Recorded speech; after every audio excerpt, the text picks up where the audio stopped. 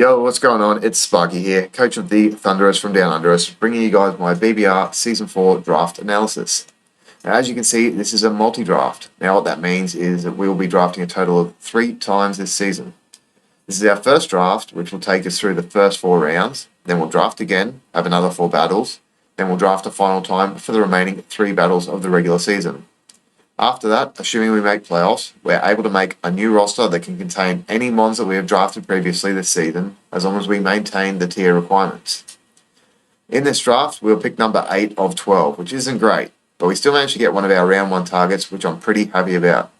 So, for our first pick, we went with a tier A, and we got Tapu Lele. Lele has a fantastic ability to set to Psychic Terrain, which makes priority moves fail and boosts Psychic type moves by 30%. This boost, combined with Lele's 130 base special attack, makes it a very potent wall breaker. The only Psychic resists are Dark, Steel, and Psychic itself. While Dark types are immune to Psychic, they hit super effectively by Lele's secondary typing Fairy, making them less reliable switch-ins as they require correct predictions. As the draft progresses, I'm going to look to draft mons that break down bulky steel and psychics for Lele. I'll also draft my own bulky dark and steel type mons so that my terrain cannot be used against me. To take advantage of the terrain, we're going to draft some fast sweepers and cleaners that appreciate Lele's ability to negate priority. That brings me to my second pick, Excadrill. Sandrush Excadrill in sand, in psychic terrain, is a monster, as it can't be hit by priority and is very unlikely to be outsped by anything. Mold Breaker is also a good ability, allowing Excadrill to Earthquake levitating mons. Excadrill and Lele are the first 2 pieces of my fantasy core. It's a really good ground type, which is essential in draft, and it also fills that bulky steel type role that I mentioned earlier. With its base 135 attack stat and stab Earthquake, it helps to break bulky steel types for Lele. Excadrill also offers great roll compression with Stealth Rocks and Rapid Spin.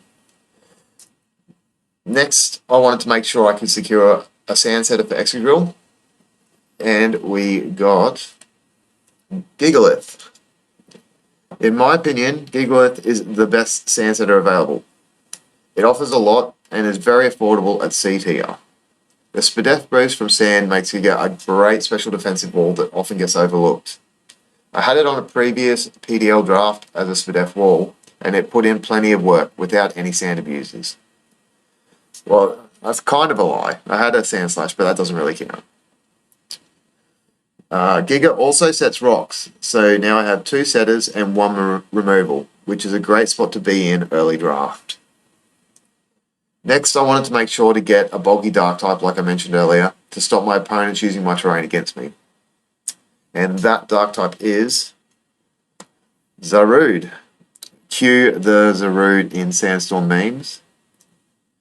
All joking aside, Zarude has great base stats. It's very versatile. Its ability is pretty much useless because this is a sand team, not a sun team. But it doesn't really need Leaf Guard anyway because its signature move, Jungle Healing, will remove status conditions anyway, whilst healing 25%. So it's a very, very interesting move. It also has access to U-turn, which is great because I very much like the Volt Turn strategy. And I'm going to look to draft more mons that have pivoting moves. I wasn't sure if this mon was good until I had to prep against it twice in PDL. And both times I prepped against it, it was a pain in the ass because it's just so versatile.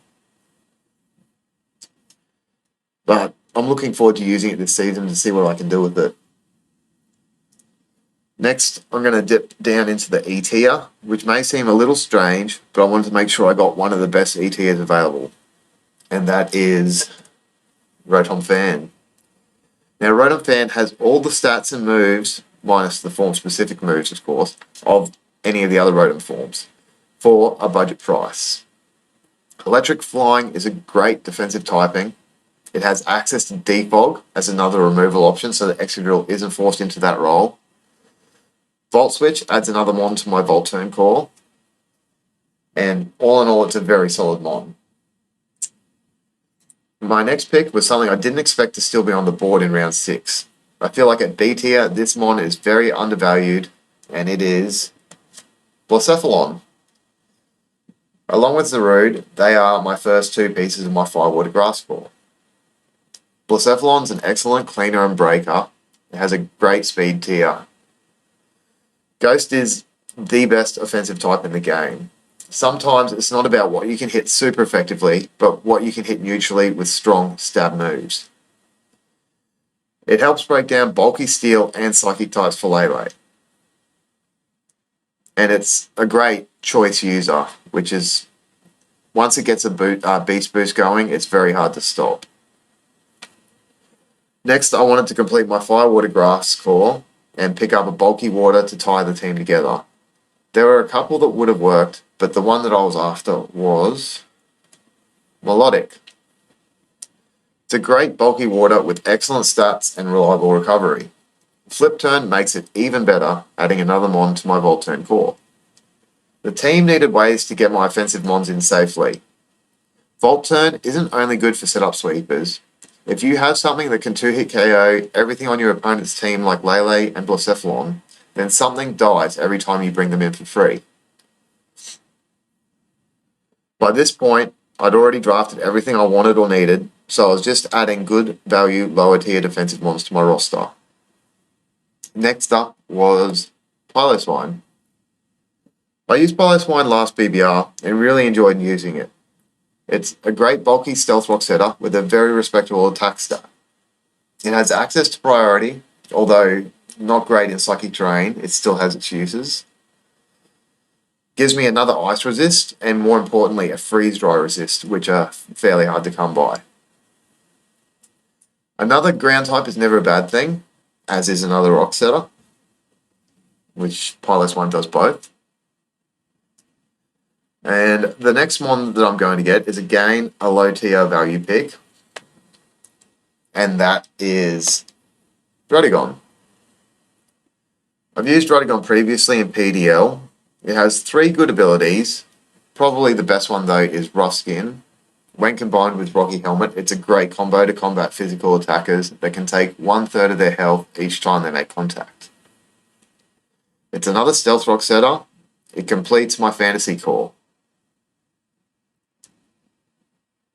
Now, as the draft progressed, I picked a few mons specifically to counter things my opponents had already drafted.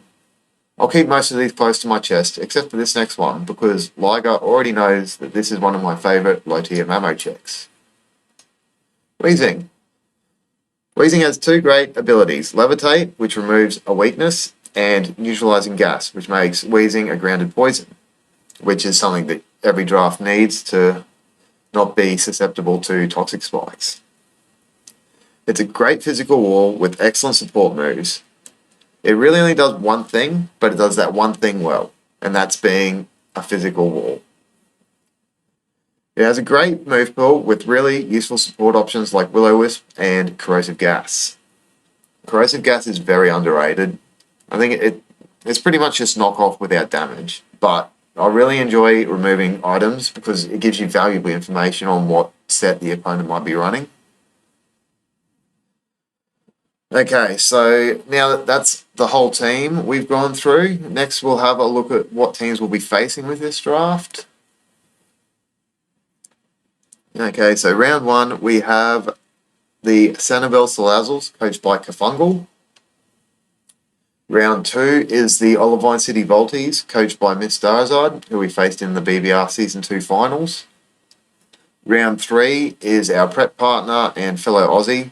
I actually think he's a New Zealander, but so is half of Queensland, so what's the difference really? Liger and his Waikato Chestnuts. Finally, the last round we have this roster is the Norfolk Kinglers, coached by LA Caveman. After that, we'll have draft number 2, and we'll do another draft analysis for that. I plan on doing team builders and post-coms for all my battles this season, so hopefully someone enjoys them, or at least learns something from them. Thanks for listening, and I'll see you next time. Bye.